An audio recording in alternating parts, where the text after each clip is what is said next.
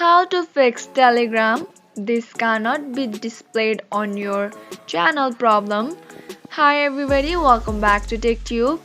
In today's video, I will guide you on how you can fix Telegram. This channel cannot be displayed on your Telegram. So to get it started, you cannot fix this problem from your application of Telegram or from your PC. You have to go to the URL. So go back to your Chrome and then search for web.telegram.org and then make sure you are logged into your Telegram account.